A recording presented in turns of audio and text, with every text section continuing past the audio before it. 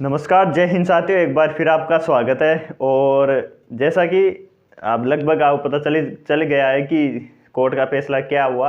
और परिस्थितियां 50-50 बनी हुई थी, क्योंकि जो आज माहौल पहले बना हुआ था उसके रिगार्डिंग ये लग रहा था कि स्टे आ सकता है, लेकिन ये नहीं, स्टे नहीं आया। और जो पिटिशनर है उनको अलाउ किया है। जैसा कि पहले मैंने एक बार बीच में वीडियो बनाया था, उसमें बताया था कि संभावना ऐसी हो सकती है। तो वीडियो में आगे बढ़े तो पहले उन सभी साथियों का जो इस पे ग्राउंड लेवल पर तैयारी मतलब मेहनत कर रहे थे केस के रिगार्डिंग, उनको बहुत बहुत धन्यवाद कि कम से कम उन्होंने इस चीज़ को आवाज़ उठाई। और उन्होंने जाना भी हुआ, देखा भी होगा आज कि न्यायिक तंत्र में होता क्या है, किसकी तरफ ज़्यादा होता है, निष्पक्ष होती है नहीं होती। ये चीज़ आप देखना कि आज के डिसीजन में ये अलाउ किया है कि जो पिटिशनर है उनको अलाउ किया गया है। तो एक चीज़ ये तो आप समझो कम से कम कि नियम गलत हैं, रिजल्ट गलत आया तभी तो उनको अलाउ किया है। तो ये चीज़ कहीं ना कहीं इस चीज़ को इंगित करती है कि ये अपन को लगता है कि नहीं साहब निष्पक्ष होता है, ये सब होता है, ऐसा कुछ भी नहीं है।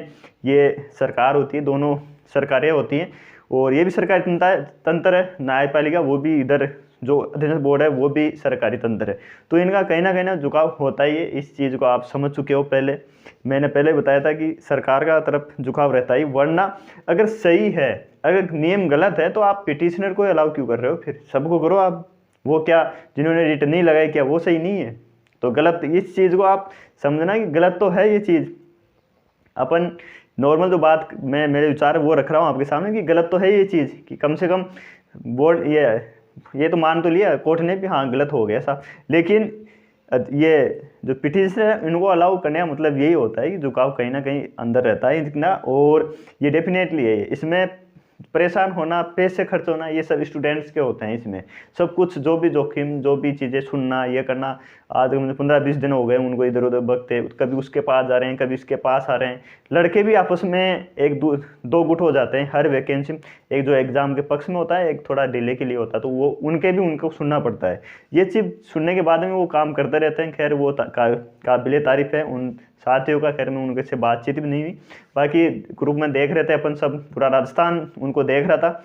तो उनको बहुत बहुत धन्यवाद मेरी तरफ से कि कम से कम आप आगे आके इतना कुछ काम करते तो हो। कम से कम बात ये नहीं होती कि काम करते हैं तब सफलता 100% ही मिले। कम से कम काम करते हैं तब अनुभव जरूर मिलता है। उनको आज अनुभव मिला, उनको पता भी चला, आपको भी थोड़ा बहुत पता, इस चीज़ का पता चला होगा कि हाँ कम से कम अगर पिटिशनर को अलाउ किया है तो कुछ ना कुछ गड़बड़ तो ही है। इतनी जल्दीबाजी किस चीज़ की होती है? खैर, लेकिन बोर्ड है, बोर्ड अपने जिद पे है और हर चीज़ें होती है। अब 11 को एग्ज़ाम देना ही है, इसमें कोई डाउट है नहीं। थोड़ा बहुत लग रहा था कि जैसे 5 को था, 5 को उन्होंने सिंगल बेंच में मना कर दिया, नहीं साहब आप डबल में जाओ। फिर आज डबल में चली सुबह, डबल सुनने के बाद में, डबल में सुनते ही उन्होंने बोला यार रूल को चेंज कर रहे हो, तो वापस सिंगल में जाओ। सिंगल में मना किया उन्होंने, फिर रजिस्ट्रार से अनुमति ली। ये सब चीज़ें होती है। तो आज केस की पैरवी सीनियर एडवोकेट हैं RN सर, उन्होंने की थी। उन्होंने अपनी तरफ से जो पक्ष रखना था, जो भी था, वो सब आपने देख लिया होगा, सुन लिया होगा। उन्होंने पक्ष रखा था, लेकिन जो वकील होते हैं, जो वकीलों जो खड़ा करते हैं, स्टूडेंट होते हैं, वो कोशिश करते हैं फंड इकट्ठा करना। एडवोकेट को खड़ा करता है, एडवोकेट अपनी बात रख सकता है, कितना ही सही हो, पूरा सही हो, लास्ट में जो फाइनल होता है, डिसीजन होता है, वो जज का होता है। तो जज किसी भी तरफ जा सकता है। ऐसा नहीं है कि आप कितना 100% भुगत तो आप उसको चैलेंज नहीं कर सकते, नहीं साहब आप गलत हो। जज ने जो बोल दिया वही होता है, लास्ट में वही होता है, और उसी की मानी जाएगी। तो यही हुआ इसके अंदर आज कि जो पिटिशनर है उनको अलाउ किया गया है, और लास्ट में जो डिसीजन आया, आप कितने पक्ष रख दो, उन्होंने रखा भी था अपनी तरफ से। सर माना तो है।